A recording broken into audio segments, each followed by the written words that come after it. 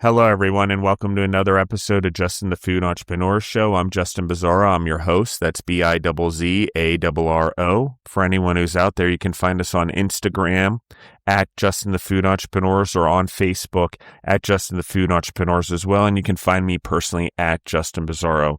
We are not as active on social media as we have been. It's because we are building a new platform for social media, for the podcast, for Gorilla Brave, as we've been talking about the last year, and building an educational system so everyone knows. I want to give everyone an update on that because I've had a few questions about it. Gorilla Brave Studios is still becoming a studio, a group for entrepreneurs and elites. It just happens that we've decided we are going to work with soccer children. We've written some children's books, my business partners and I, as well as created a textbook for soccer there's nothing like this in the world. I'm positive of it. But that's where Gorilla Brave has sort of gone. We've decided that we were trying to help entrepreneurs and we're putting together the group. And while that's still going on, what's sort of happened in the meantime is we realized who we can help the most, lead the most, who are the future leaders, are the kids of tomorrow. And how do we do that? Through sports. So Gorilla Brave Football Club was formed around that, just so everyone knows. Thank you, everyone, again for listening in. I have a special guest with us from Vancouver, Canada, with Sabai Thai Spa. Neata, how are you doing today? I'm very good. Thank you. Thank you for having me here. 7 locations. I'm impressed. That's not Thank an you. easy task. It's the hardest is always getting from the first to the second, I feel like, and the second to the third. But Yes. let's talk about you. Let's talk about your story all the way from little you to big you now, the entrepreneur. The microphone's yours. And Yeah. I would love to share your story with the audience. Yeah. I originally from Thailand, and I growing up in a small village with no running power, no water, and the village is just 200 people the way I grew up. The community is what we strive to, right? Is the way the life, the way the living, everybody care for each other. The whole village just look after each other. If someone want to build a house, someone will be there to show up to help you to build a house. If someone want to harvest your rice or tapioca, people will be there to show up. If someone gets sick, people will be there. Just no one have to ask anything. It's just the way of life, and I really enjoy how I growing up that way and want to bring it back to my new home in Canada. I just want to share the warmth of the culture and welcoming of people to come to a spa. I feel like they visit someone at home, and that's what I bring it to here. I grew up with, natural healing is part of life. It's just how we use herb, get massage regularly. Self-care is part of life, mind, body, and spirit. It's just a way of life. Yeah. Let's talk about Thailand. I've been there a few times. Yeah. I've been to where everyone goes, obviously Phuket, and I've been to Chiang Mai, if I'm saying that correctly, as well as Bangkok. And it's the hottest place I've ever been in my entire life. And I did go see the Emerald Buddha, which on the picture looks like it's the size of a house, but then you get in there and it's the size of a cat. And but lots of people line up to get in there. It's one of the coolest things. It's very crowded. It's very claustrophobic. But it's one of the coolest places ever. And, one of the reasons for me inviting you on the show or having you on the show that excites me is because Thai food is probably one of my favorite cuisines, top 3, easy, specifically because the time I've spent in Thailand. And let me just tell you, I love Bengali food. I love how hot it is. Also Indian food, just so everyone knows. And I love that part of the world. But the hottest thing I ever had was a soup in Thailand. They told me, they asked me if I could handle it. I said yes, because I usually handle hot things pretty well. But it had a layer of hot oil on the top of this soup that was literally a centimeter thick of hot oil, hot pepper oil, and it lit me up pretty good. I ate it. But, oh my goodness. But I love Thai food. So that's one of the things that I'm very excited about. I liked going there. I liked the culture. I liked the friendliness of the humans there. It's an interesting government. It's a kingdom. Yeah. And with a lot of freedoms. Yeah. that I would say. And just so everyone knows in the audience, I'm going to educate everyone a little bit. The modern form of democracy that we've based Yeah. off of Greeks actually came from piracy, and because pirates had an equality of separating things and the equality of the way they did it. And originally America used pirates to go after the English during the war until we turned on the Yeah. pirates. Okay. Thailand's very much the same way in their freedoms and the way they've been set up as a country comparatively to the rest of Asia. Is there's this fundamental freedom that's there comparatively that I don't know how else to describe it culturally. And culturally, the countries around there, Cambodia and stuff, there's a lot of similarities. I'll give everyone that.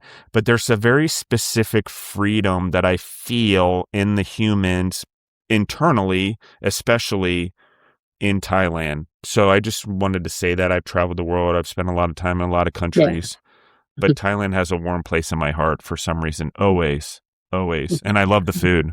So, Food is so tasty. yes. And one of my favorite things to do there is rent mopeds and be able to moped around with everyone there because it's just such a cultural thing to do, Yeah. to be a part of that, to move to the front of the line at every Yeah. traffic light, weave your way in the cars, and then all the scooters are at the very front of the line, and then you take off. Loved it.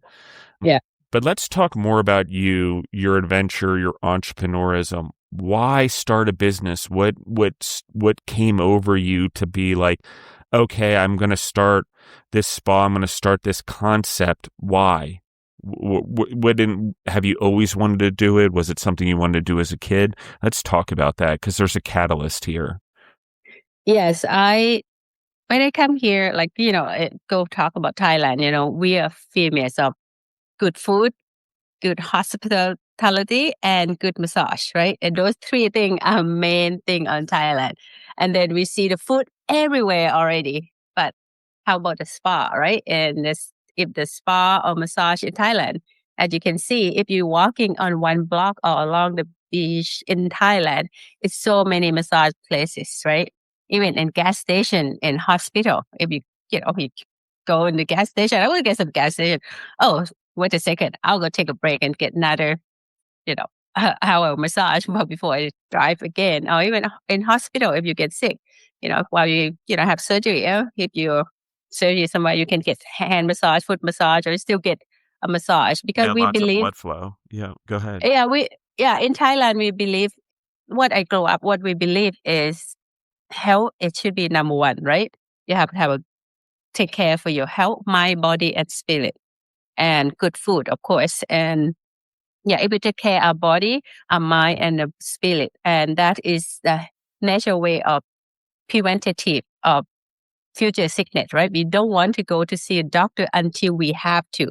We will do anything we can to take care of our health and our well-being, right? Just eat good food, thinking good, and do some good action, and just being in the present and try to find your joy at the moment, right? It's part of life. It seems to be normal, and take care of yourself. It's just part of routine. But when I come to the North America here, I just noticed that people are feel guilty to take care of themselves. And it's not quite the same in the Western world. People are very ambitious, very rushing, busy, and just like a lot of pressure. I just slightly, I just see the gap that is what's missing in here is, okay, I love the way the people have ambition and the way they're doing things and then the go-getter and everything like that. It's just like, okay, they need to take the moment to pause, to slow down, to take care of themselves because you can achieve all those your dream.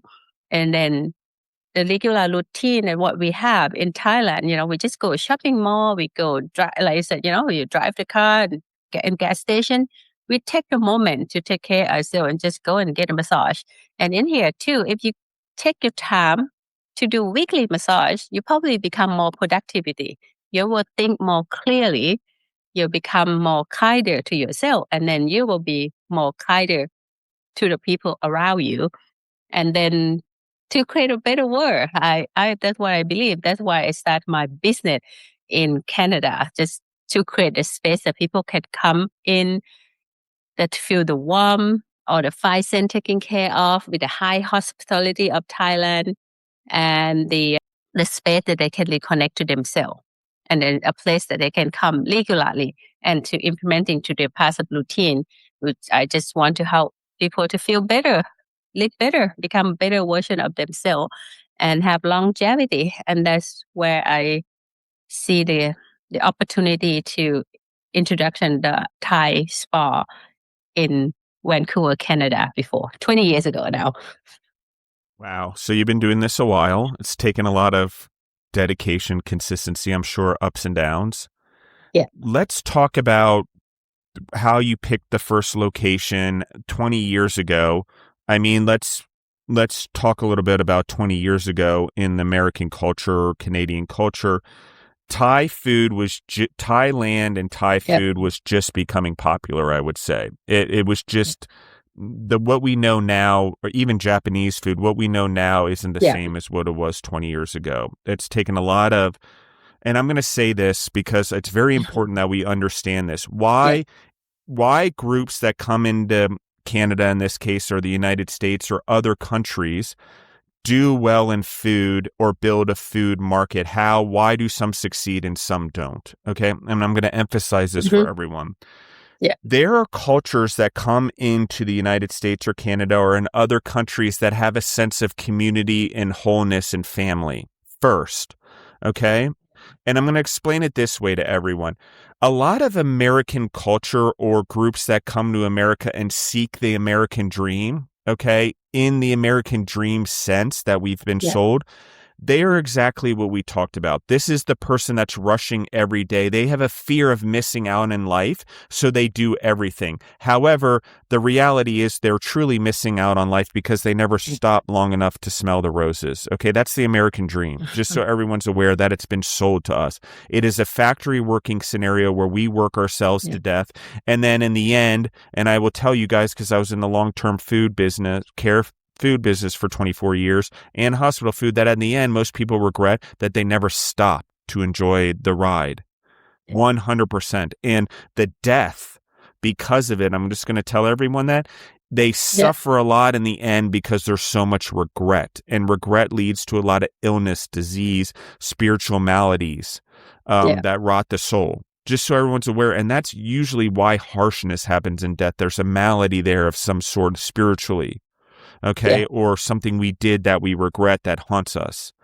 Okay. So that being said, the reason for everyone, I want everyone to think about this, no matter where you are in the world, since we're an international show and you're in the food business and you're possibly going to migrate your family one day or your legacy one day. Maybe it's going to be your great grandchildren and then have to do it because world politics change and we have to move around. Okay, we have to accept that as humans, that we are moving. But one of the things is, if we do it in food and we do it with others in our culture, we build an industry. We don't just build a business. Okay. Thai food succeeded because a group of individuals from Thailand started coming over here, and then other people that maybe knew Thai cooking caught on. Maybe they weren't from Thailand, but they created an industry of Thai food. Okay. It is an industry. Don't get confused in food that food's the industry. Food is just this massive thing that everyone does. It's the super being of the world. It's bigger than medicine. It's bigger than when we sleep. It's bigger than any other industry because all humans need to eat, even if we manufacture the food or do it in a lab. Just so everyone knows, we have to consume it. And if we bypass consumption, IVs and stuff like that, our body just doesn't adapt the same way. Why? Because our bodies are built to eat and drink and absorb food in that way. Okay. Lastly, what I want to say to everyone, when you're in a food business and you're trying to build a food business on your own, the thing that you're missing in general is always the community. Yeah. If you don't have a community or there aren't other people building the same industry as you are out there, it's very hard to do anything. If there wasn't Apple, there would be no Microsoft. Just so everyone's aware, it took both of them building an industry and having competition, and a lot of other people doing it at that time, whatever the Linux of the world or whatever there was back then. So for the audience education, that's why this story is important. That's why I wanted to anchor all this for everyone. As I did my research on this particular episode and I started to get familiar with it, again, I have the passion for Thailand. I have the passion for groups that come into a country and create Italian food for everyone, Chinese food for everyone, Thai food for everyone, Japanese food for everyone. Why it matters, because why it matters is it's usually not just one restaurant or one entrepreneur. It's a community of entrepreneurs Yeah. or sole proprietors, in some cases, that put together restaurants, and now they educate a population on the food. Yeah. Thailand, the popularity of people going to Thailand for tourism is also the result of the popularity of Thai food being unleashed on the world. Okay? Yeah. That's where I'm going to leave it as I ask the next question. Let's talk about after your first location. You're building culture now. You're educating Yeah. people on what this is, because maybe they're not familiar with what a Thai massage is, what Thai culture is. So you're building one business, educating people, but now Yeah. you have the confidence that you've educated them, and there's enough Yeah. of a what I would call a foundation and knowledge of Thai culture to do a second location. Let's talk about that decision. The first one, trying to educate everyone, and then having the faith to go into a second location. Yeah, let me bring you back in 20 years ago when I started first location. And all I have is just the dream and the vision and the concept that what people need here is a warm Thai culture of Thai hospitality of the Thai spa. And I opened the first location with less than $1,000 with the community that coming in. I have, I have the landlord said, "Oh, you don't have money. How do you going to start the business?" I said, "I have this vision here that I think people will love it and that what people need here. Please, if you give me opportunity and I'm young and full of energy, I will not miss any rent check for you." And he just hand me over the key. And then after that, oh, so what? Now I just, okay, how I'm going to start the business in Canada here. And this amazing thing is the community come together. The stranger come in, as some lawyer come in. Oh, I can corporate your company.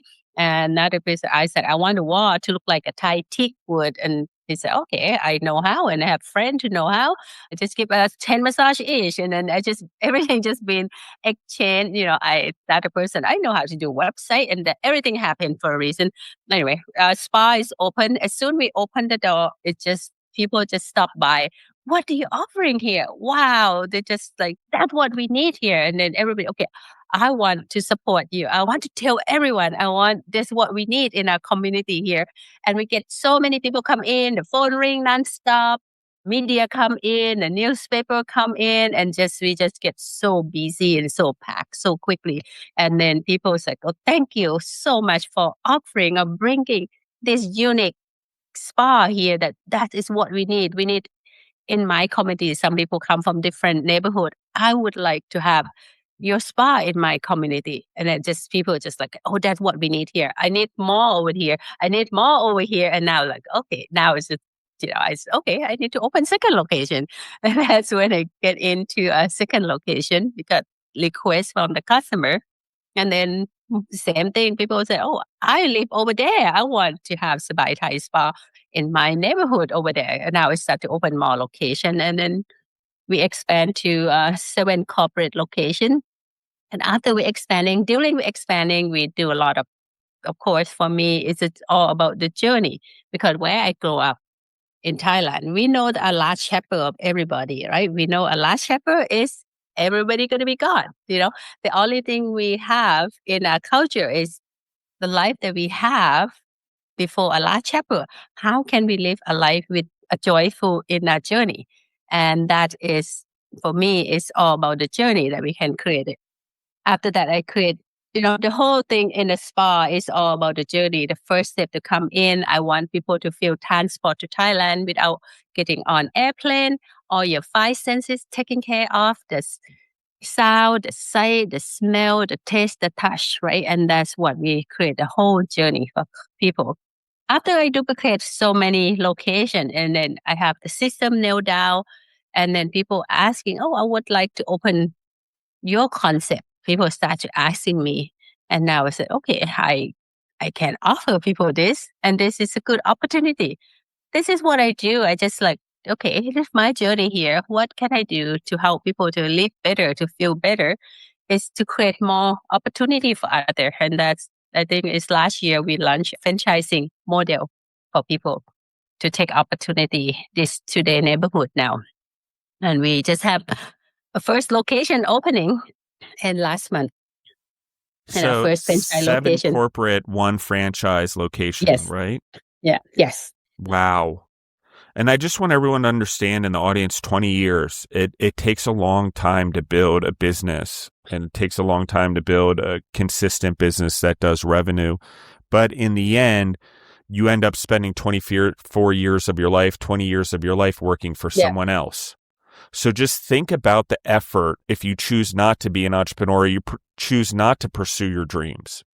Yeah. You end up just spending the same amount of time and energy, but giving it to someone else. Maybe you're helping create jobs or whatever in that company, Yeah. but you have more impact as an entrepreneur. You've created jobs. You obviously have 7 locations. We're going to anchor on this. And now Yeah. you're creating the opportunity for others who aren't willing to take the initial leap, but are willing to take a leap of faith in an entrepreneurial direction. It's more like an entrepreneur as a franchisee because someone's doing it for you, but it's still a leap of faith, guys. And it's still the willingness to take over your own destiny. Okay. And in this case, franchising, if it's done properly to anchor to my other thing, it is a community. And the Yes. community will help you grow your brand and help you grow your industry. As we said, that's important. If anyone, as an entrepreneur, it's not only, again, I'm going to say it one more time, do not only grow your business, but grow your industry. It's Yeah. very important. So let's talk about this because you have employees, you've had to train employees, you've had to recruit employees, Yeah. you've had to now manage employees. Let's talk about that dynamic, maybe the growth you've had since Yeah. 20 years ago to now. But you've obviously are growing a business. You have a pretty good payroll, I assume, that you're Yeah. paying right now. Let's talk Yeah. about that and how you manage all of it and sort of your philosophy there with your team.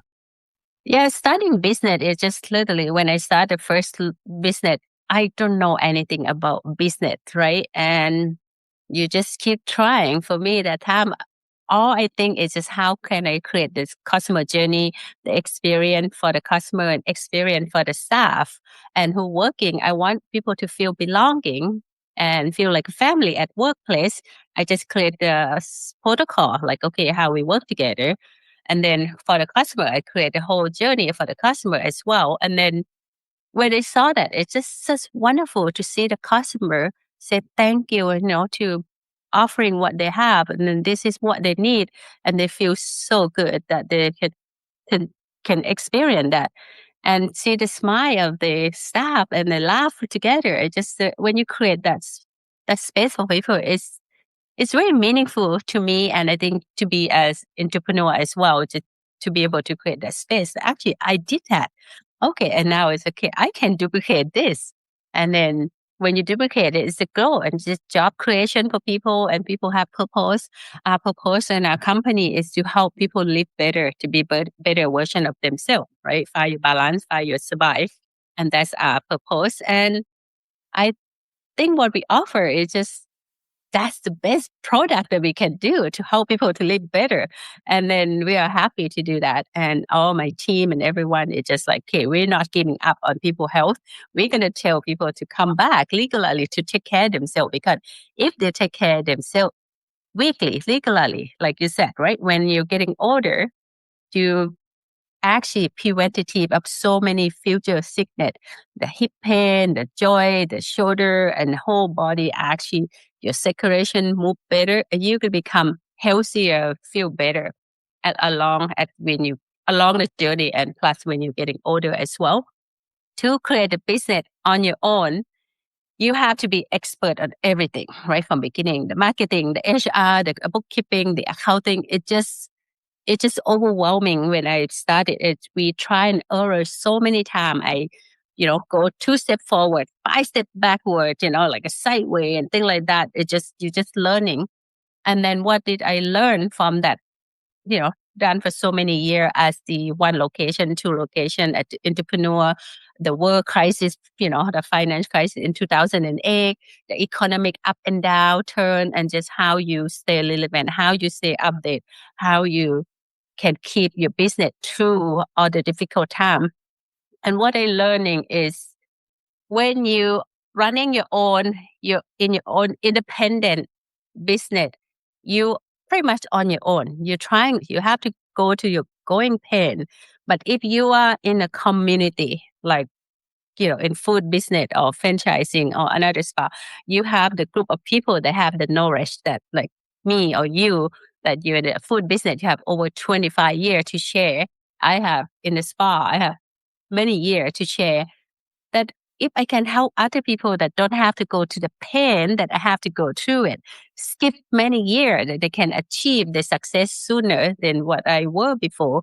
If I have someone to guide me to it or advise me before, I would achieve my goal sooner, right? And now for me, after done for so many years, that's why I opening the franchise opportunity. If I can help people to skip that and then just skip all the pain, and then just go in to where you can running more smoothly. Of course, all the business is not just pavement with roses. Nothing could run smooth all the time, right? You still have a bump up and down, but and those bump will not be a big giant bump anymore, right? It's just going to be a small bump along the way. It's just going to be more easier. And the franchising coming in is because with the structure, with the experience, with the expert that we come in, we figure out just differently than mom and pop. When I do my own as a one location or mom and pop, when I have smaller, my number is like I would get like a 350 to 500,000 revenue per location. But as I move on to a structure, the system with the franchising, now a location is average is 1.3 to 1.8 million per location, because the system, it does help so much how you do things, because you spend the energy on the right spot, the right place, how to run the business into a proper way, I guess, instead just try and error, right? You skip a lot of try and error. Did I answer your question? 100%. I love it. I'm going to ask you a question Yeah. related to how often do you visit? You have 7 locations, plus you're getting a franchisee off the ground, your first one.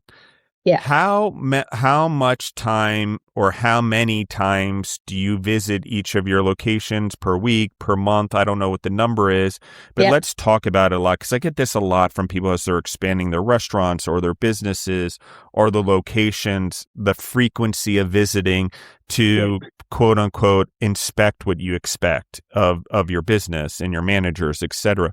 Let's talk a little bit about that, because you have 7, you've built it over 20 years, you have a lot of wisdom. I just want to talk to this about everyone.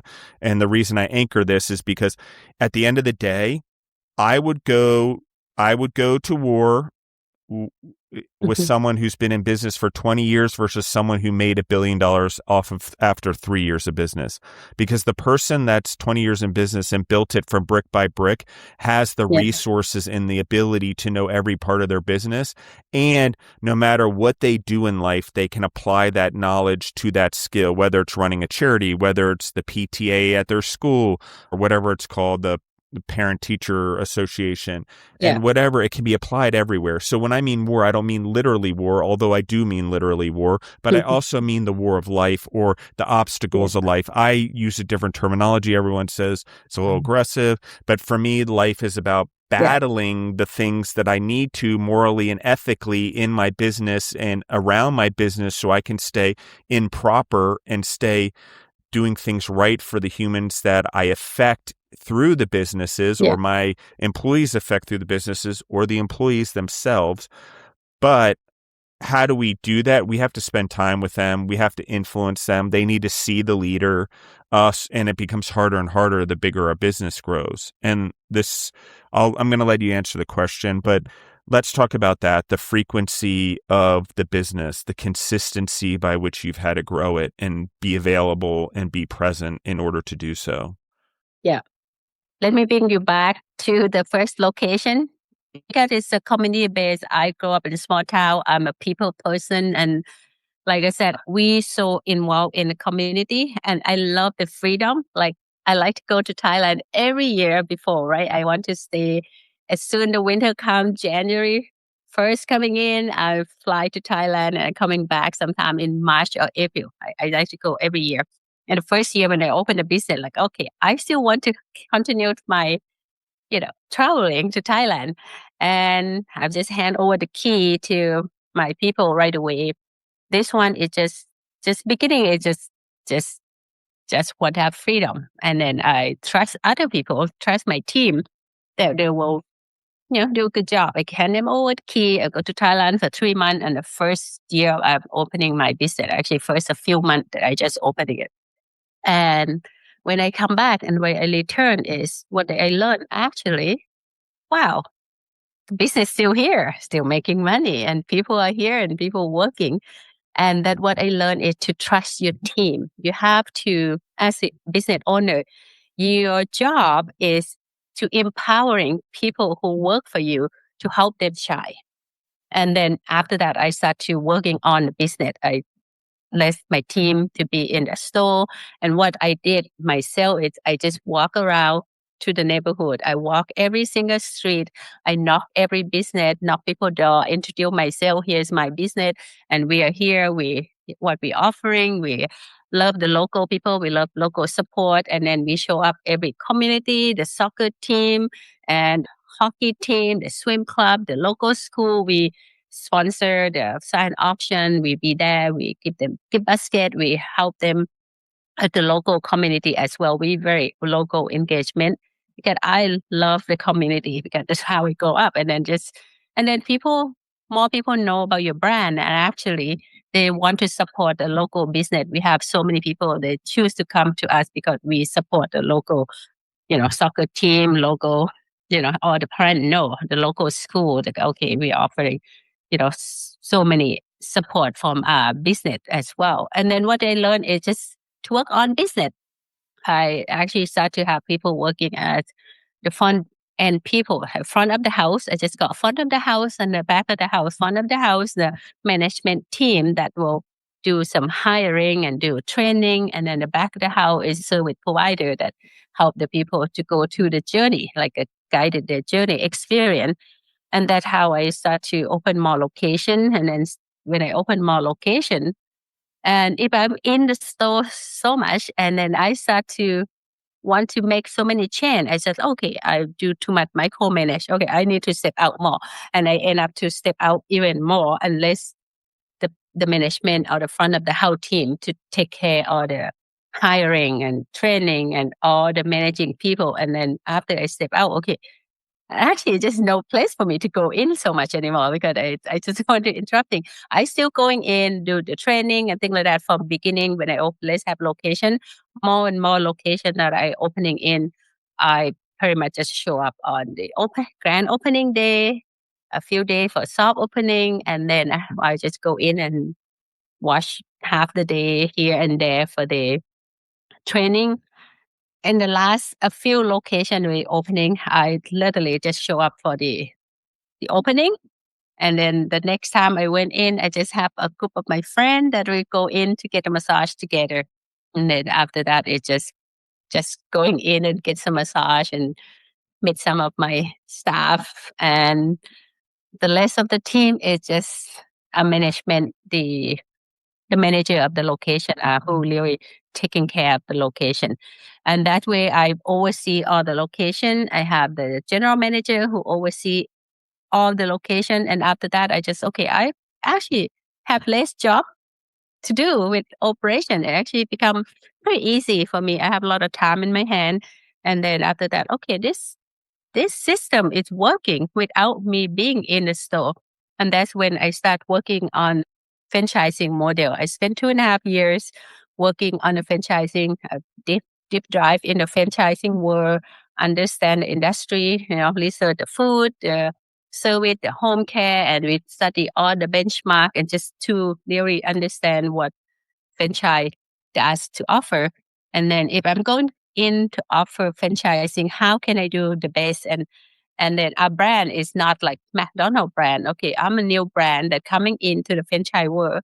What can I offering a franchisee or the franchise industry that I can offering a better job and to be meaningful, to be part of the world here, the contribution in a good quality.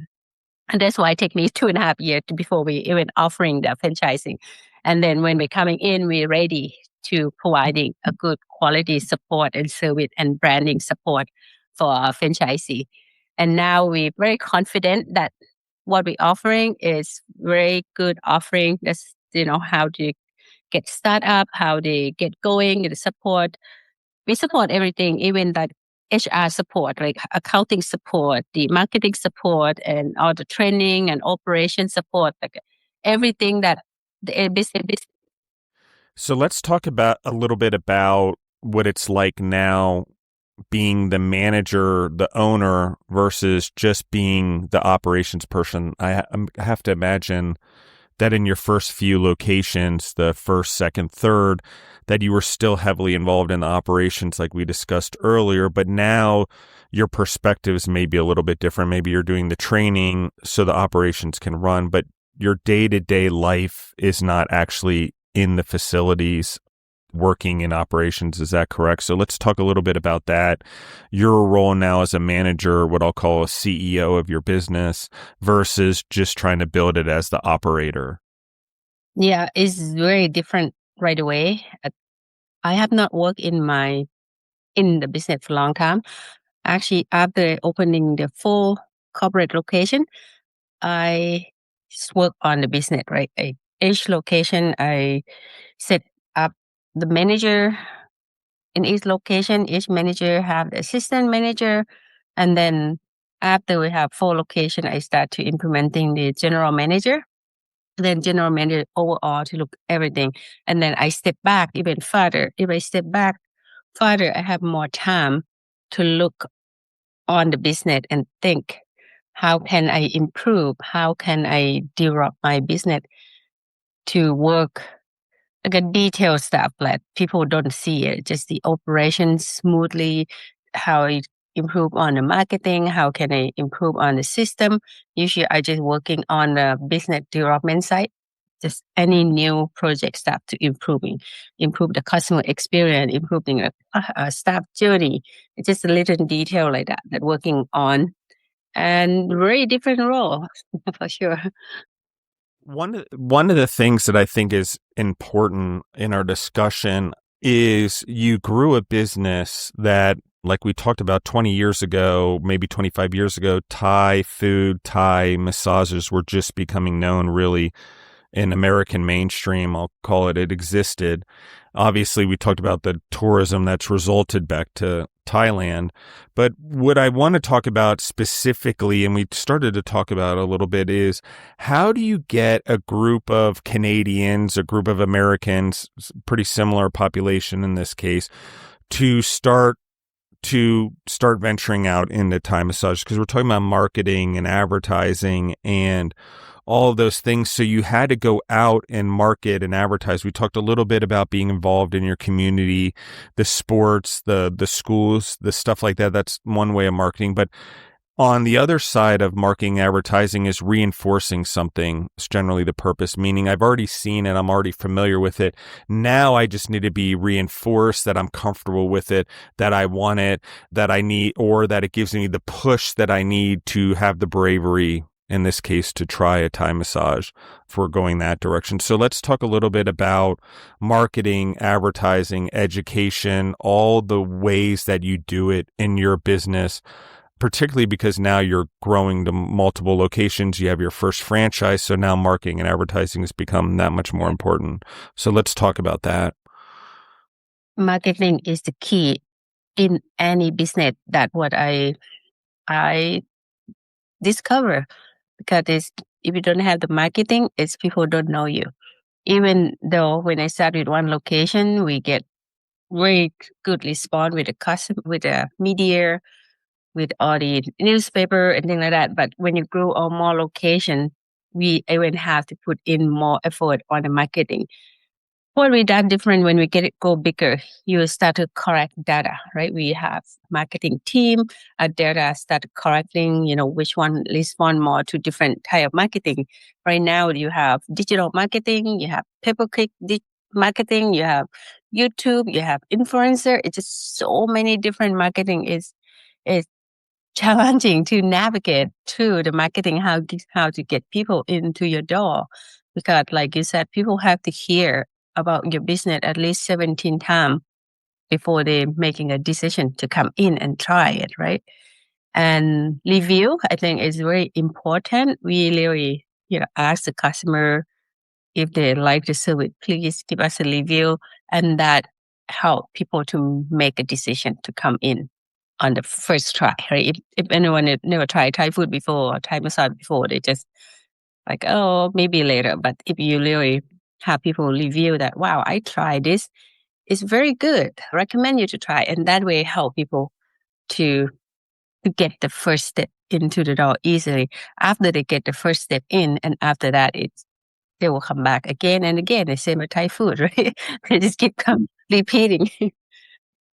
I love it because I do agree with it. I think that Yeah. once you get a customer, everyone should know this, I hope, but it's easier to keep a customer than it is to obtain a new one. And an existing customer that's a repetitive customer over their lifespan will spend more money in your business or tipping your employees or whatever you want to say than the person that you just obtained from a one-time sale. I just want everyone to know that. I know a lot of people out there right now are so concentrated on getting sales or just getting the person in the door. You just have to be very careful because sometimes that person in the door that you just spend all that money on bringing in the door is just a one-time customer. It's not, you're not reinforcing. How do you know? You don't know until you gain experience in trial and error and you work the marketing and advertising in your business, not outsourcing it. You have to be familiar with it as an entrepreneur.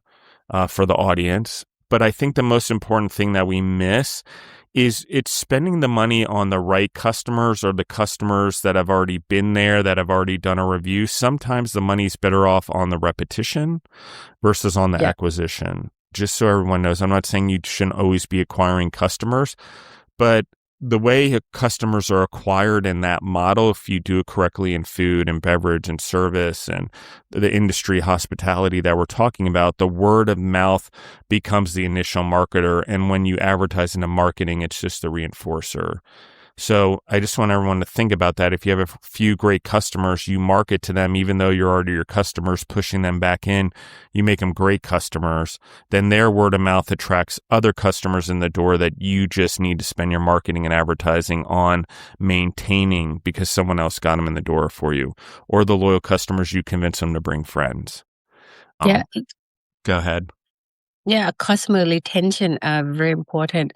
What we do in company is, we not just only try to be excellent, we actually try to amaze customer that who coming in our goal to amaze them, and then we want them to return, right? It's just like, and then we treat all the customer the same, right? We treat everybody from first step into the door all the way out. Doesn't matter they're Hollywood star or your colleague, your friend, your family member, your husband or your wife. You treat everyone the same. That's what culture install, and that way is help your team to feel comfortable, right? You guide them to comfort. Otherwise, they treat people differently. And that way, we treat everybody the same, and we will try to amaze everyone, not just do excellent, to amaze people, to retain. Yeah, retention is very important in business. Yeah, absolutely. And your model obviously shows it, or you wouldn't be expanding. You have customer retention now of 20 plus years, right? Almost. And so one of the things that I think the audience is maintaining customers that period of time is special. As we talked about earlier in this episode, as we got back on, I want to re-emphasize this, that the consistency and the discipline, regardless of the amount of money, is more important than the amount of money gained in the earlier period of time. Because a person that can do it in consistency and discipline over a longer period of time will always outperform the short performer. Now everyone's going to be like, oh, the Amazons, the Microsofts, the Apple. Again, most of them did not make money initially. That's why they went public. That's why they had such high investors, because they were information technology. And we think the information technology or the AI booms that make a few billionaires instant billionaires, and we think it happened overnight. that that's the way it should be, and that's the measure of business, that if we don't have huge success in the first year, 2 years, 3 years, that we're failing, that we're not good enough, that we're not great. The excellence in all scenarios is discipline over time and consistency. Okay, that doesn't mean we don't grow. That doesn't mean we get stuck in our ways. That just means we are aiming and we are competing and we are doing something for growth. And in this case, it's a longevity of a business that's now creating franchises, which we said, and we're now giving entrepreneurs who aren't fully wanting to risk everything as an entrepreneur the ability to still become entrepreneurial, more like intrapreneurial, but the same idea they are now taking their fate in their own hands. They're captaining their own ship because they have someone that already has a fleet of ships that they know that those ships are good. So they're willing to captain it. I just want to emphasize that. And how does that person know that the ship's good? Well, the ship's been running for 18, 19 plus years. The ships, I should say. Yeah. For us, it before we offering the franchising, we not just brand new business or not just opening for a year and then offering a franchising. For us, is we operate for 20 years. We expanding. We gone through economic upturn, downturn, and everything. Before offering franchising, we actually spent 2.5 years. Actually, before that, but really seriously, like to create the structure of foundation of the franchising is 2.5 years, right? On 2017, that really structured the system. 2020, we launched model system that the location, this is the one we want to be copy and paste, right? Just that's the foot traffic, the customer traffic, and the flow of the whole spa, the way the look, the feel, the material we use. And then 2022, and we tried 2 more to make sure our system is working. We open 2 more, make sure implementing the same system. After 2022, we open and then we see the result. And then after that, we build even more foundation of franchising to support everything we can think of, the mainly accounting, the HR, the support, the training, the system. It's just everything we think of. It's just like I try to create a strong foundation to support, because everything that I had gone to the pain or suffering to grow the business, I just try to minimize all those for the franchisee that coming in. I believe most of franchise world are the same, right? We try to reduce the pain of starting the business as your own entrepreneur, independent, and have the system, have the path that they can skip to all those trying error. And franchising is more chance of successful. I think the research already 80% chance of you make it in the business. If you do your own independent business, the chance is 10 to 20%, right? It just, the gap is quite big different already. That means the ship are stronger, bigger, like cruise ship. Yeah, it just. I mean, you're doing an amazing job. I'm extremely impressed by your business model, extremely impressed by this in particular, and we just touched on it. Patience, guys. Like I don't know how any other way to say this that's directly and going to get the point across other than human time is different than God's time. Okay? Yes. And we think that we have it all, or we have learned enough in our business in the first, second, third year. Okay. And I'm going to bring this up because I have a lot of this. And it's one of the reasons I don't do as much consulting as I used to, because I have a very frustrating point that everyone wants to franchise their business or their food truck within the first few years of running the business. Yeah. Here's the issue. Okay. If you have never been through a crisis, an economic crisis, a government crisis, COVID, for example, financial crisis, 9/11, Katrina, if you were in the South for a hurricane, these things, if you have never gone through them as a business, your business, and it doesn't matter who you've hired, how smart you are, how much education you have, who your parents are, how much money you have in the bank. It does not matter when it comes to food, hospitality, and service. In particular, I will not speak for the other industries, although I know they're relatively the same. If you Yeah. don't gain that experience, you don't learn from those knockdowns in a small way in the ability to get up. It's a lot harder when you get knocked down during a crisis as a big company that's franchising maybe before they should have, and now has to Yeah. deal with the consequences, which are much larger, which affect a lot more families, a lot more humans. Maybe now you have Yeah. to close businesses, your brand's broken, whatever. And I will tell you, a lot of individuals that do well in their food and hospitality businesses or service businesses, like we're talking about, start to franchise too quickly. Okay. Yeah.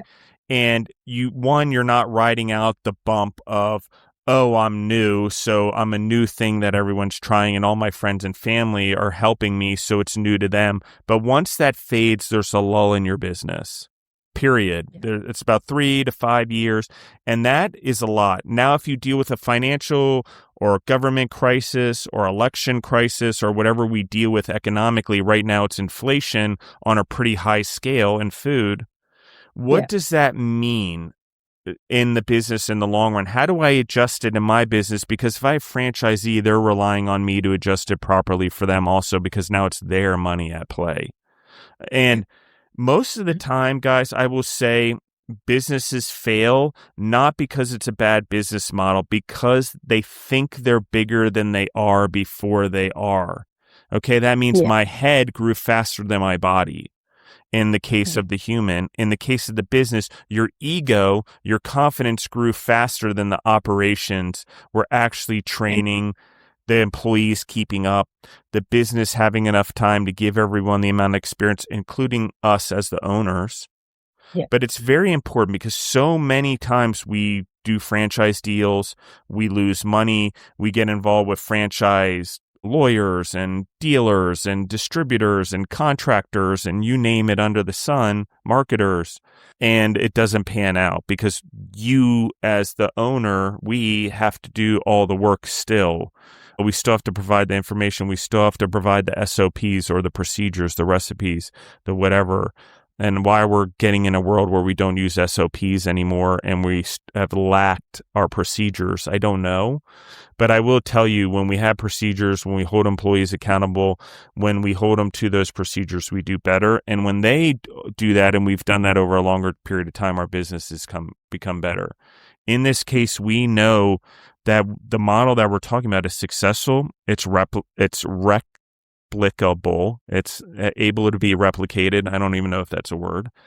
And It, and it's a strong operation. She's worked out the kinks over the years. So, do you have anything you want to say on that? I just wanted to double down on that. yeah, it totally whatever you say, you just say all what I would like to say. But what I learned, what I know now, I know what I do not know with so many things after running over 20 years. When I'm younger in the business, exactly you said, when I'm early stage in the business, wow, my ego is high. I thought I know. I'm in the business now. I'm so good. I know everything. And then after 20 years, like, wow, I actually know that there's so many things I do not know. And now I just open for everything that how many things I do not know. I try to know everything as I can, but I know enough that I do not know so many things. And when I have done so many system protocol throughout the last 20 years, when last 2013 and 2017, I do very comprehensive. We spend years on it. And I thought, like, wow, this is good already. I cover everything. And then after doing we done again 2022 and just, wow, we have not even touched it. We still have to do so many things on those systems. It just, it's so much more. That's why it take us 2 years before we launch it. We create a system behind just every journey, every step, every department. It's just every communication. Even we done quite a detail. And now even I'm at the stage, I'm launching it, I'm going to it. Wow, I so many things that I still have to work on it. This thing is very difficult.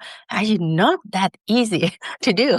And not just only that, I'm not doing it alone. I hire like a expert consulting firm, many experts, many consulting, many people that have 35-year or 40-year experience to come in and help me to set up since 2022. I spend a lot of money, a lot of my time. I have my full team. I spend many team people, member, and come and help to build this out. Still, what I learned there, so many things I did not know still. And then there's still a lot of work to do. It's not that easy. That's why when I met a lot of people, I spent 4 months and then now I'm ready to franchising. I'm going out and sell franchising. People sign up. I have 10 people sign up. It's like, okay, good for you. It's just like, okay, they make it sound easy, but actually when you really want to do a good job for every business, doesn't matter food, the restaurant, the hospitality, to do well and sustainable are very challenging to do.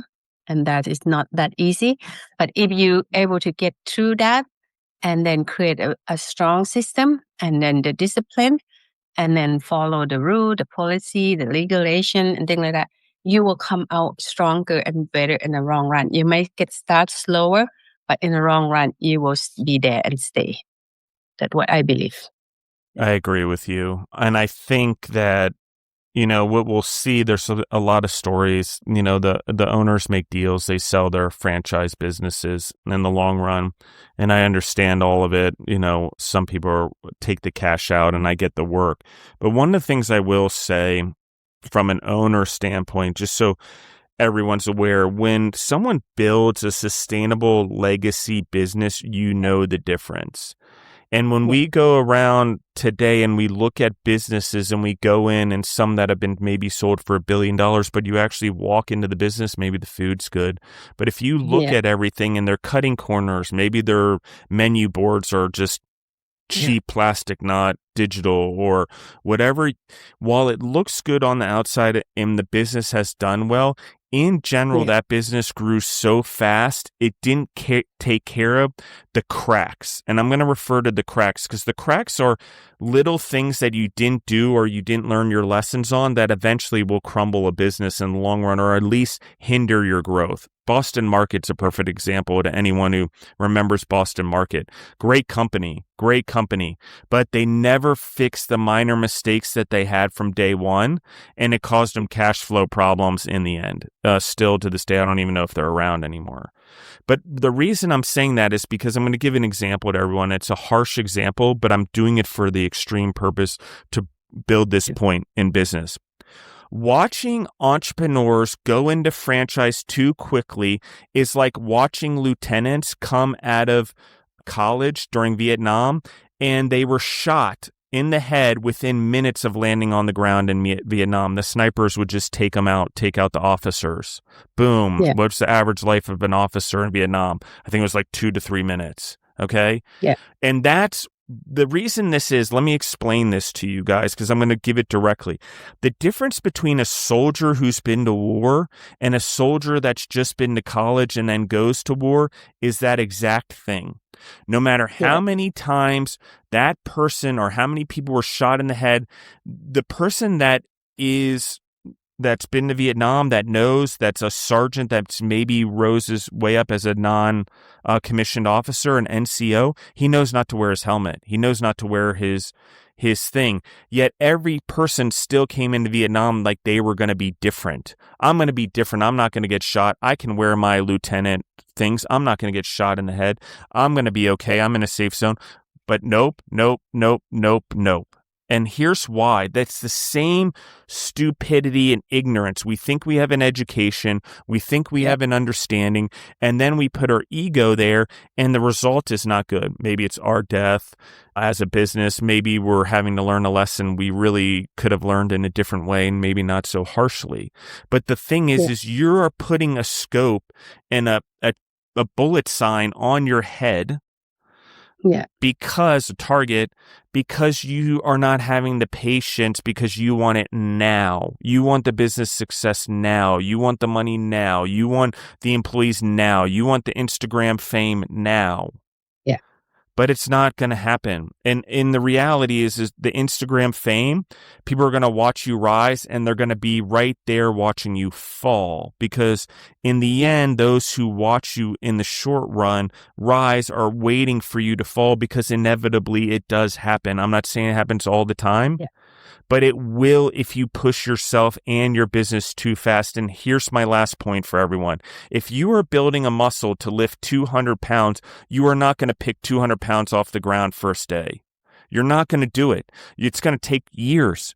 2, 3, 4 years. If you're going to deadlift 500 pounds, maybe as a male, it's going to take a few years to build up to that if you haven't been working out.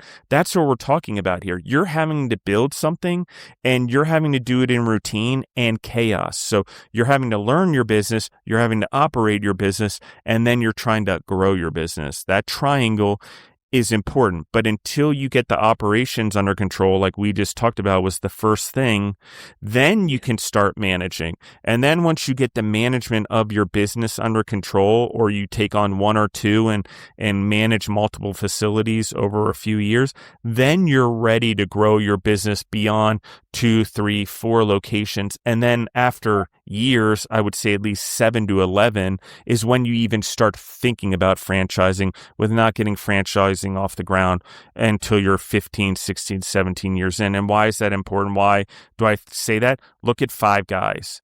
Look at Wendy's. Look at McDonald's. These businesses were around. The McDonald's brothers fixed the business before Ray Kroc came along. Okay. Five Guys was 5 brothers and a dad, I believe, or maybe it was 4 brothers and a dad. I can't remember exactly how it worked, but they had the business in Virginia for 10, 15 years before it ever was discovered to franchise. It's important because you can't build a model. You can't hold your model unless you are certain about your model. So here's the flip side of the coin.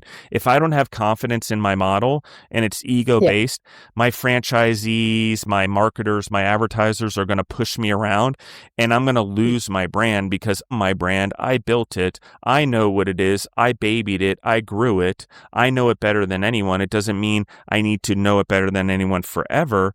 But when we're taking that giant leap, I better be able to hold my ground with assertiveness and confidence that I'm not going to let anyone who hasn't built my brand debrand my brand, if that makes sense. And that's the important part, for everyone. I just want to emphasize that the consequences are big, but patience is rewarding. That's why, and no matter what philosophy, what religion, what spirituality, patience is always rewarded. It's because it gives time for wisdom, period. Yes. So I appreciate you being so open with us. I have 2 more questions. This will be my next one. Let's talk about you personally as a leader. One of the things you said that I think is very important is the more we lead, the more we grow a business, the less we realize we know. Yeah. And the more important it is not to be the smartest person in the room, I would say. As an owner, if you're in that situation, you're creating a Napoleon effect, and if they're smarter, you're the smartest person in the room and they know that, they will take advantage of you and placate you. If you're not the smartest person in the room, they generally will show you who they are, and you just have to make sure that you have the confidence from years of experience to be assertive and lead. I just think that that's important. Anyway, let's talk about your confidence, you as a leader. And like you said, becoming one isn't easy. Yeah. Oh, this one is an easy question. I can tell you, definitely not the smartest one in the room. And then I learned quite early in the business that I know so many things that I don't know. I know enough that I did not know. And then I'm always looking for people who are smarter than me to help me in the business, because I know that I'm not went to the business school and I have not done so many things, and I know it's just so many I do not know. And it's helped me a lot. It helped me to stay humble and help my team to gain confidence that they can contribute to what I'm doing, and then how to improve and to do better. And even I tell my team the same thing, don't think that we are, better than the other, because there's so many business out there. We can learn from the other business, right? We can learn from our benchmark. We actually study with many different industries, the food, the wellness, the healthcare, and just every business, even before we launching it, just to learn about their business and just how they do it. And and then bring that knowledge to a team. And then how can we improve? How can we build this one with a stronger foundation? And how can I improve and be better? And then how can we stay for the long run to have the longevity and sustainable growth? And that is the most important in the business, not about, oh, I have to go very fast. I have to get better. I have to do this.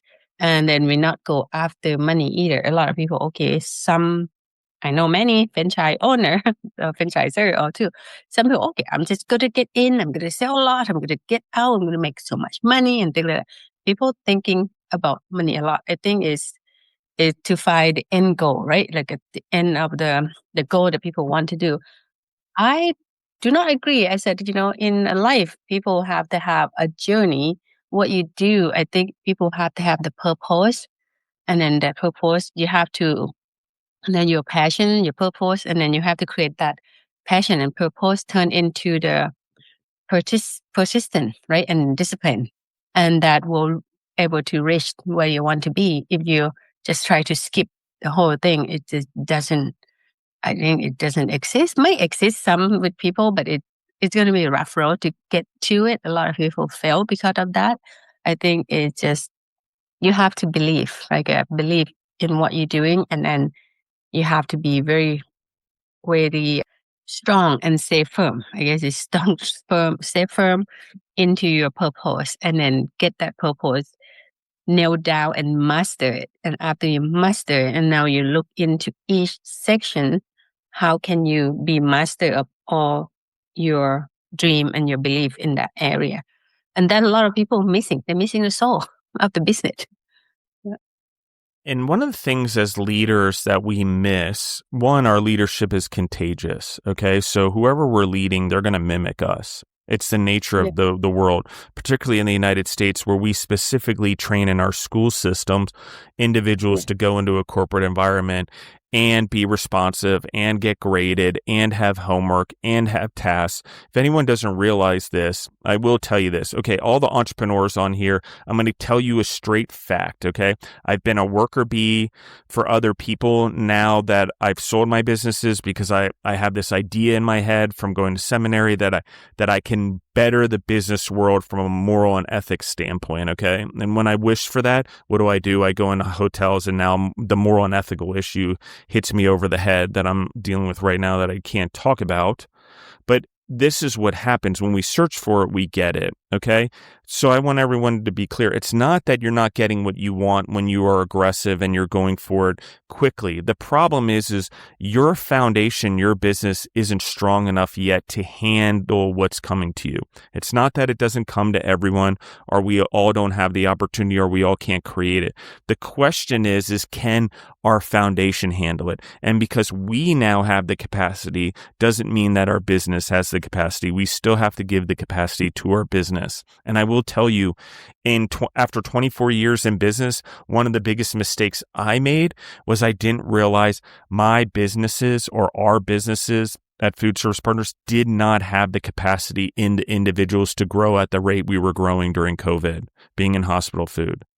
For some reason, many of the individuals didn't have the managers or the coaches or the leaders that I thought were there, or maybe I didn't lead them well enough to be truthful, to train them, to train others because I wasn't aware, or maybe I was too young, a lot of excuses, but I did know better. That's the truth. Okay. Yeah. And the truth is in knowing better, I should have done better, and I should have been more focused on it, because in the end, when push came to shove and we had COVID, which was the biggest disaster that ever happened, and I'd been through 9/11, Katrina, we'd been through earthquakes in California, the New York City underwater during the hurricanes when we did the New York City hospitals. So it's not like we were not used to disaster. We were very prepared for the disaster. We were not prepared for the capacity, the discipline, and the consistency that it took to stay in that disaster for 2 years. Yeah. Okay? That's the thing about longevity of business. That's the thing about preparing. And in the hospital food business, after 9/11 or what we've seen in the world as a company, we should have known better. I should have known better. Okay. and prepared better. But unless we take the time and we are involved in our businesses and we focus on these things and we prepare for all of the scenarios, we are not ready. So even though we had prepared for disasters, we had left excess capacity in our kitchens for disasters, nothing prepared for COVID. Okay, the influx of patients and food, and then the food supply chain going down the tubes, which made it even harder. But the thing is, at the end of the day, everyone still showed up at work. We still delivered all the meals every day.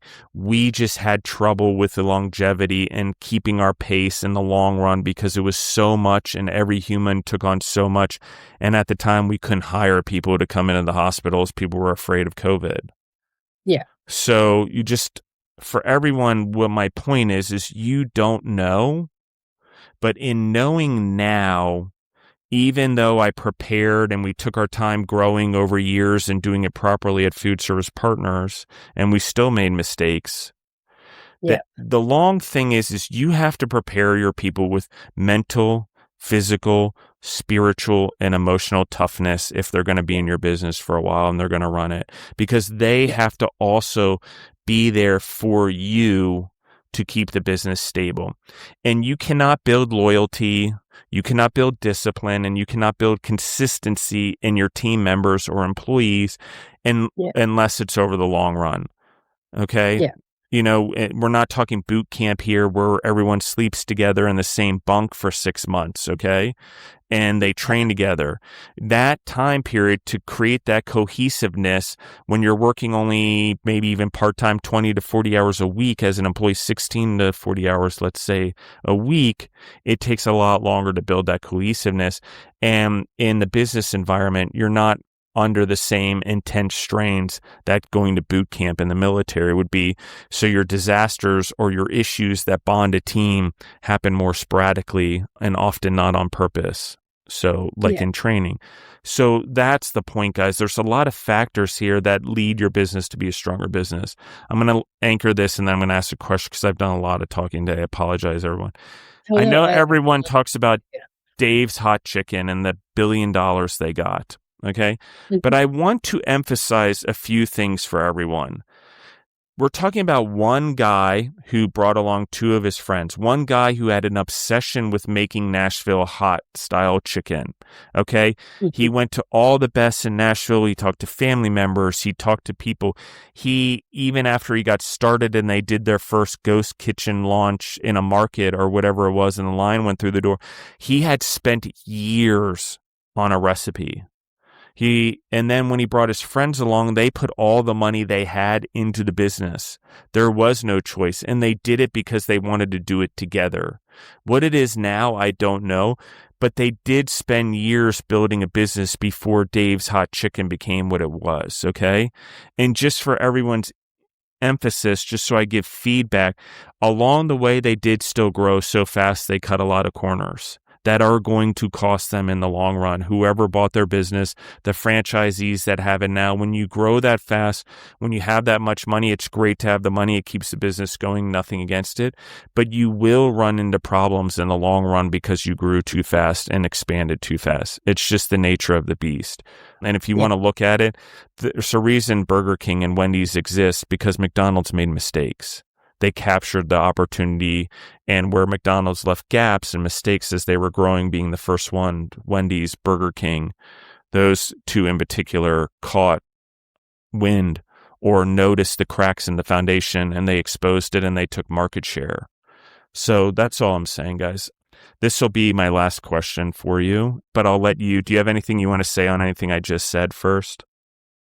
I totally agree with all of those. It's very important to go slowly and then just go to your page that what you can chew in, right? It just don't just go after like, oh, I want to expand so quick, so big. I want to be this much. But sometimes, even me too, even before, sometimes it just the time does not allow you, right? And the same thing with you have to learn certain things. Your team have to learn some stuff, and then usually time is everything. It's for me what I done now 20 years. It's just a timing, right? It just allow the time, be the patient.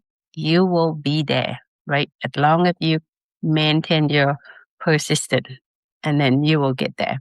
It just allow the time to don't get frustration to yourself. Sometimes the entrepreneur get mad at themselves, get frustration, you not get to where they want to be and just harsh on yourself. I think it take time to enjoy the moment and try to find joy a journey. During the journey that you get in, doesn't matter what business you are in, and take the moment, take the time and pause, enjoy, and then you will get to that. It's like a traveling, like a journey, right? If you want to go somewhere, it's just take time, stop on the side of the road, look at the view. And the same thing with business. You just can't just keep going nonstop. You will burn out and then you will not make it to the destination. Yeah.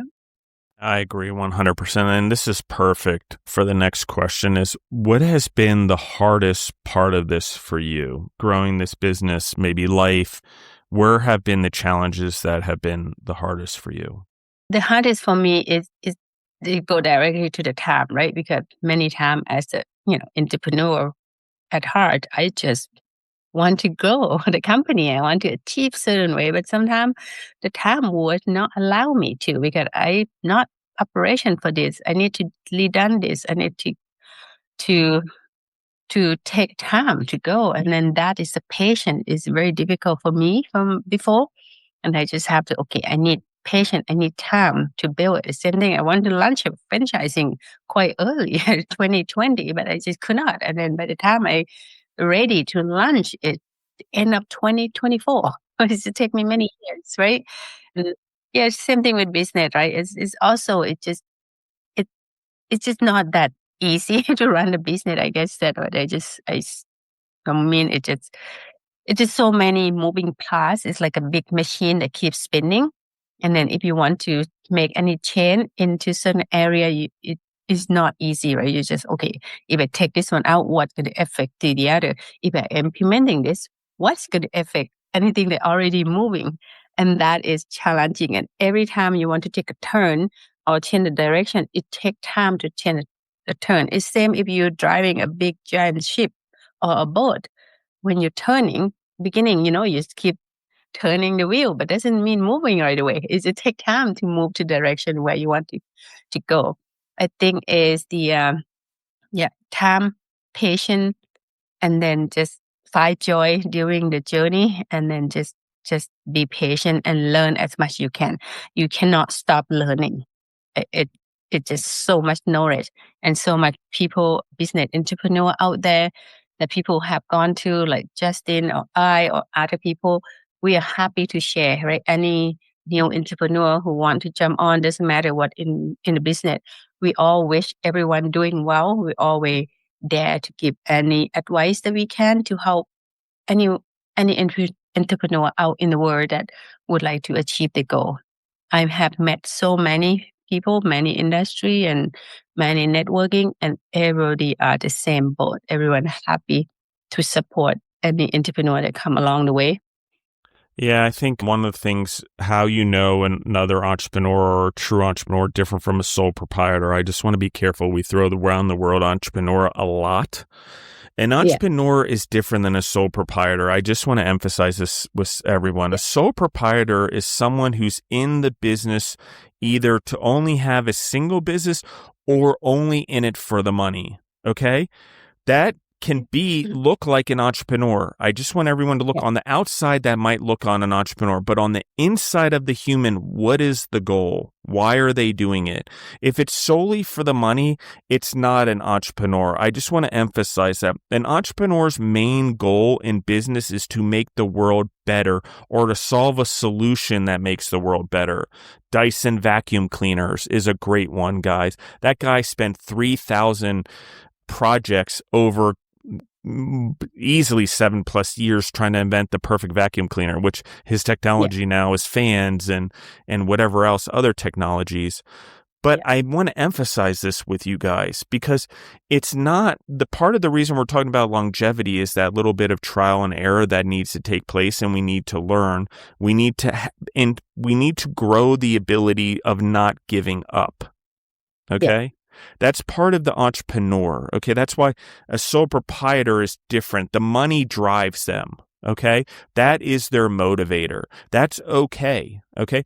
But an entrepreneur is motivated by profit. Don't get me wrong, but he understands or she understands that the profit is part of the equation to keep the business longevity going, to create jobs, to create opportunities, to create people to have franchises and do their own thing. So one of the things that's different is a sole proprietor does it solely for themselves or their family, where an entrepreneur is the opposite, okay? An entrepreneur would be more anchored in the person feeding themselves last, okay? Yeah. And I know everyone's like, oh, Justin, it doesn't really matter. We're arguing over semantics, okay, and words and whatever. But I want everyone to be, it's very clear that you as an individual listening to this show, as an entrepreneur, as a human, need to understand which one of those you are. Yeah. I totally echo with you with that for sure. Entrepreneur at heart. Like for me, is money doesn't drive me on the business. Like it's from a long time. For me, my drive is to create job for people, to create life, that better life for people, to create a better community and create something that lasting for the world. And that is my driving. And then because of those drive, that not money that driving, and because of the drive is different, and that give me that what you call superpower. You know, sometimes you call like, how can you doing so many things? Like people keep asking me, how can you doing your business, people, and then community, and you are everywhere, you're active and things like that. I said that what drives me, and that what get me waking up in the morning. It's amazing feeling, and that like a superpower. I totally want people who entrepreneur, real entrepreneur. That is amazing magic superpower. It's feel good to wake up and then you know what you do something that you also leave behind. You create the world a better place for other. You know, for me, I help people feel better, live better, become better version of themselves and promote people longevity. I'm very proud of that. And then I'll continue to do that because I know what I do is impact on people's life and then help people to become better. We involve in local community, you know, the soccer, just hockey, the any sport and local school, local hospital, we actually impact in the local community as well. And not just only that, we also impact the environment. Every massage, we planting a tree, right? In Canada, in the other third world country as well. And then also every product that we sell, we planting kelp to clean the ocean. And just that what we do is just not just only for me, right? I just not do anything for me. I never think about what I'm gonna get, what I have. I never thought something for me. Even I do, even successful for me, it's not like how much I'm gonna make and you know how many locations I'm gonna have. Successful for me is people in my system are happy and I help people along the way and make something impact beyond me. If I'm out of the world here, eventually everyone last chapter are the same. We all will be gone. But what I can do is something that I keep it lasting, that beyond me. And that is my true driving, being entrepreneur. Yeah, I love this. I'm going to emphasize this for everyone. This podcast, just for everyone knows, could not have gone better from a conversation standpoint, from getting our anchor, having the conversation, understanding the longevity of being in business, you know, the wisdom that we passed on.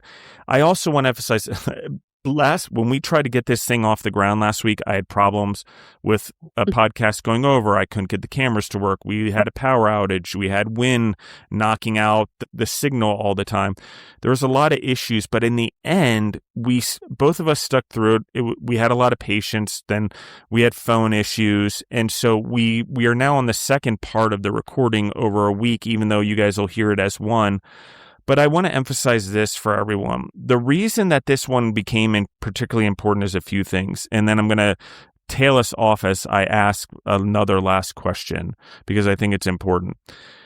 We are talking about someone, or an entrepreneur in this case, that understands that the longevity of your business is not what you take from your customers, but what you give back to your community in honor of being entrusted with the money of your community temporarily. Does that make sense to everyone? I'm going to repeat it again. We are temporarily entrusted with the money of our community by providing a service. That does not mean we deserve it. It does mean that we earned it, okay? But in earning it comes the responsibility of giving it back to our community through our employees, through our business, through whatever way. Why is that important? Because if we understand that a business, particularly in the United States, is structured as a human, and it has the same rights and the same things, it's just not living tissue, then that human needs to have the same morals and ethics and life standards that we expect from humans. The problem is in our system legally, and as entrepreneurs, we allow our business to be subhuman ethically and morally, even though legally it's created to have its own independence like a human. So when we're doing all of this and you're motivated and you're trying to build a business, in the long run, when things go bad, your community is going to be the ones who support you. Your employees are going to be the ones who support you. Your vendors are going to be the ones who support you, not the money. Okay? And the root of all evil is money, not because money is bad, but because when we focus on it solely as a sole proprietor for very long periods of time, we are willing to start bending those moral and ethical boundaries of a business that hurt people, that hurt animals, that hurt the world, that hurt the environment. Whatever it's hurting, we're hurting it, and we are doing it consciously because we are choosing money over everything. That's when the business starts to morally and ethically decay over time. And whether we like it or not, if you have morally and ethical, wise customers or clients, they're going to see right through you eventually, and your business is going to suffer or your business is not going to grow. Okay? And I get it. You want to be financially responsible in your business and count every penny. There's just a way to do it that doesn't look like greed. That looks like you're doing it because it's good business practices. It's better for every team member. If everyone counts the dollars, that means better bonuses. And you do it in a way over time that educates your employees, not just takes from them or looks like you're taking from them. Because with reasoning and logic, most employees will understand why you're doing what you do, even though it's foreign to them at the time, because no one explained it to them. So this is going to be my last question. What keeps you going? What keeps you inspired? Why give a tree? Why give kelp? Amongst all of it, you're doing well. Why give away some of your profit to a tree and to something in the ocean that we never see, really? I'm playing on the words. I understand, but I'm doing it for the audience. Everyone understands. Of course, why I'm doing that, for me, the same thing that where I grow up, I just from the small village, it doesn't matter how business I grow, how much money I make, I'm still a little girl from the village that I grow up with, with the community that caring, the people are caring. It stay in me. Every day, I still have those picture in me, the laugh, the smile, the community together. We all, 200 people in the village. It nobody have money, right? But we have so much joy and happiness because it's we there together for each other, right? Like I said, if someone hunt for the big fish, everyone share and everyone want to harvest the rice. Everyone show up. If you want to build a house, people show up without asking, and that is, I think, we should run the world that way. Even though it's no education, nothing in there, but just the outcome of the real person.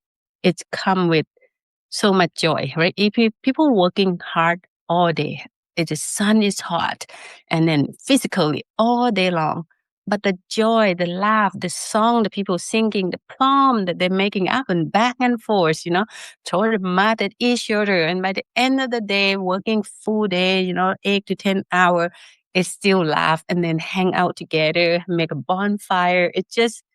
I just would like to have the world a better place. For me, I just want to create that. If a small person, make a difference in where I go in, even the small impact is better than nothing. I always thinking, I do my part here, even the small impact. But if more people doing more small impact like me, small impact become big impact together. And even I plant some tree, even I don't plant the whole world, I plant some section. I do my part to help with that. Even the small community that where the Sabai Thai Spa going, we make that impact to that area. I believe that whatever we do, even for us a wellness, we should lift each other up. Doesn't matter what industry you're in, we should lift the community up. We should lift the environment up together, and that is my belief. And also, of course, the tree thing is also my business partner, my husband, who want to turn my dream to reality. Right? I said I have the dream. I would like to open the Sabai Thai Spa that create the culture for the staff. Because when I'm working in some of the business before, it's cold and people and compete to each other and just not feel belonging. I want to feel like a family, like a home. That's what the first thing I want to create space for the people that are working and feel belonging. And I want to feel belonging.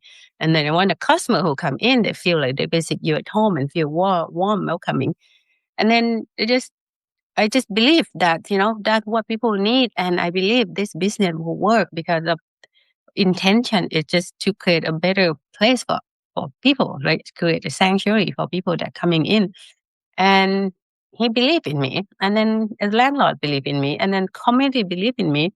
And go back to my husband. He actually would like to do something relevant to environmental, right? He wants to start his business, and environmental stuff because he loved the environmental, he loved the tree, he loved nature, he loved the way the land, everything. He liked that area. But he said, "Oh, your dream is to open a spa," and then he said, "I'll stay in a year or two and help you set up, and then after that, I'll start my own business." And then the spa is working, and he continued working, and we continued working for many years. After that, we said, "Okay, we plant every single tree, every massage." We plant a tree to honor your dream. And then every massage, the people come in and just honor my dream because my dream to help people live better, to become healthier and just longevity. And then we actually match with the dream together. That is, why we plant tree. And that's just a story behind to planting a tree. Yeah. And then Yeah, I love this. And this will be my closing thought for you guys. Thank you for coming on the show. I appreciate you so much. I appreciate the story. I'm going to ask you to come back on again. I'm going to reach back out to you and I'm going to compile some questions. I would like to do a part 2 because I have a lot of specifics that I think would benefit the audience, specific business questions, marketing questions, social media that we could dive into. But I want to emphasize this for everyone, okay? If at any point in time along this story there would have been an exit because money was offered, I just want everyone to hear this, there would not be a tree planted, okay? Because a person that's coming in to buy the business is buying the business for the profitability. They're not necessarily caring about what the entrepreneur is doing to give back for what they've been given, okay? If you want to be a true entrepreneur and you want to really hold the title, give back more than you've been given. And I'm not talking about money, okay? I'm talking about to the world. What we're talking about here, more trees, more kelp. And here's why I'm going to say this.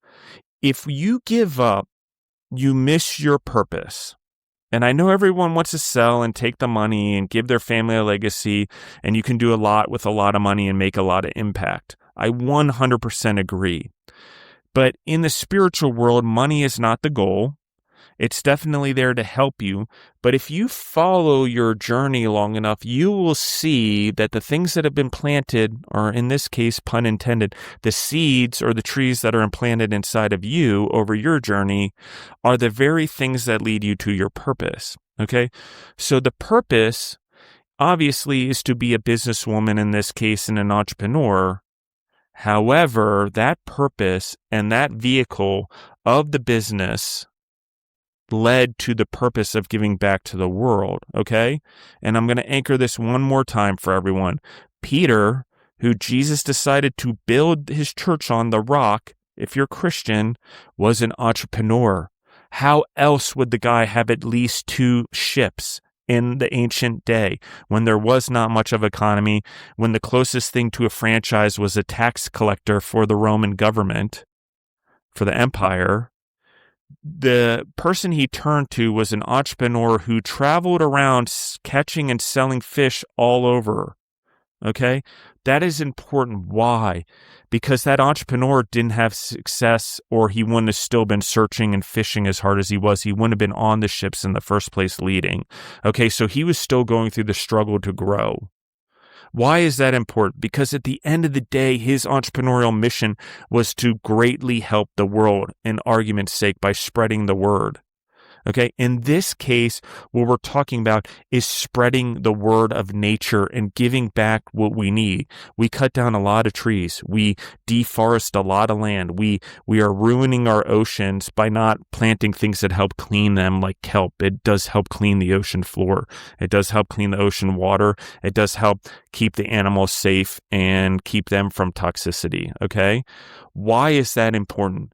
Because without a business, without a way of doing it, it would be very hard for her working a 9 to 5 to plant the same amount of trees she's planting right now, or the same amount of kelp. Yeah. So if you're out there and you haven't found a purpose for your business yet, and you're just serving food, you need to start looking in your community. You need to start taking bite-sized steps of getting yourself out of your business and seeing the world around you, because the opportunity is there. I know this doesn't make sense to a lot of people, but Apple's purpose in life, whether we like it or not, was always to oppose Microsoft. Okay, there has to be those two together. There has to be two brilliant entrepreneurs, and one company can't control an industry. It is necessary. There's necessary. And if you really wanted to argument, in the long run, one will be better than the other. One could even be evil and one could be good, depending on morals and ethics. I don't know. But that's the way the world works in our duality, okay? Why am I saying that? Because when we have a choice to put good in the world, we fight the moral and ethical bad that other sole proprietors do, or other people that call them entrepreneurs do. So what we're talking about here is, we're not only talking about building a business, we're not only talking about building jobs, we're talking about bettering the world.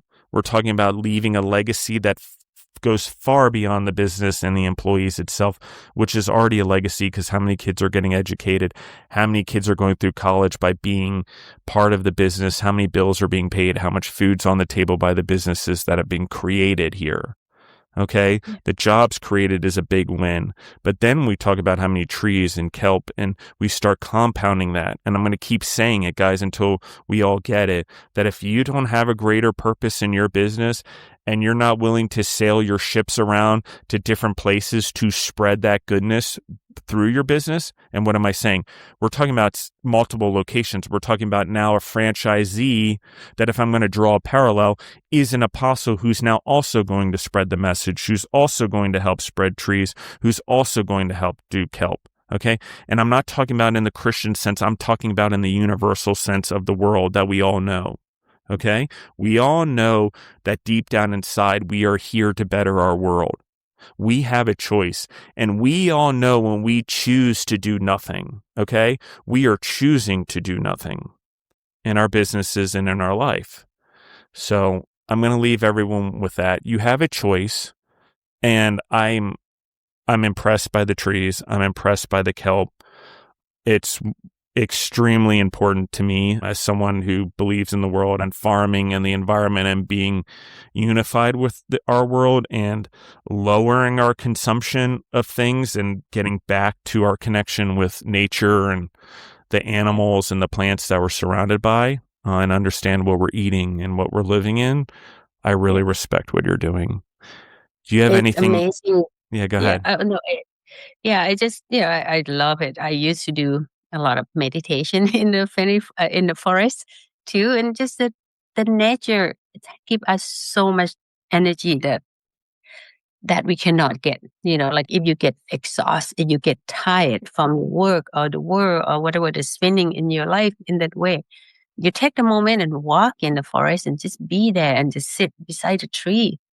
You will feel restored from that exhaustion. You feel the energy that you get, even just not often. And I love being in the forest. Even that's why I live in Canada here before. I love hiking. I hiking for 2 or 3 hours every single day in the forest. And just like we are parts of nature. not going to last forever. And that's it. Mainly, it's money doesn't make you happy. And the purpose will find you that more happiness and the joy of whatever you do. And that is will give you moderate and will give you the energy that get going. Find your joy, find your purpose, and then just get going with that you will find the real happiness. Amazing. Yeah. I appreciate your time so much. I look forward to doing another one. We'll do Me video too. next time for everyone. I'll have video, so we'll do a full video this time so you guys can see us, because this conversation is important. It's very rare that I have someone come along that has the wisdom and understanding of the entrepreneurial purpose. And no matter what you look at through history, the entrepreneurs are always used. Okay. An entrepreneurial mindset is always used in some way for something. And if you look at great businesses or great ideas, or even, the way the Netherlands is structured as a country, or Thailand for that reason, since we're talking about it, business and economics is in mind when those countries were developed and structured, and same with the United States. So everyone knows there's a reason our measuring system is different. And the reason that is because an entrepreneur said, how are we going to regulate all of our shores from imports or illegal trade or tea coming in at the time? And the answer was, well, if we just use a different form of measurement, we'll know what's ours and what's everyone else's. It took an entrepreneur mind doing that. Okay. It's that simple. We make things harder than they are when the answer is, oh, let's just use our own measuring system. Yeah. So there's solutions, guys. There's ways to build a country. There's ways to build a business, and there's ways to build your community. But keep in mind that entrepreneurs throughout history, if you want to call them tycoons or you want to call them business, whatever, somewhere along the lines, there's always been one. And somewhere along the lines, there's always been someone that's created a business within the lines. Okay.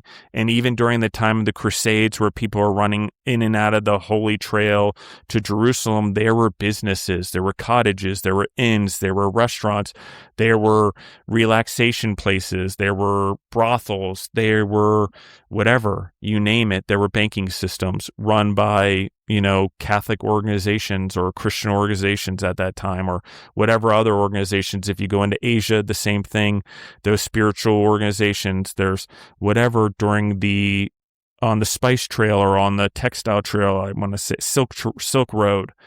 And so all of these things led to business as we know it, because humans started moving in those trails, in their excursions to the holy, or on the Silk Road because of trade, or then eventually by ships for trade.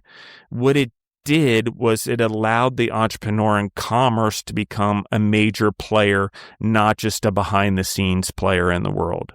Okay, that's what the Renaissance did. That's what expansion did for us. It created a power in the entrepreneur. But with it became our knowledge that the power has to come with morals and ethics. There's a difference between a good entrepreneur and a bad sole proprietor.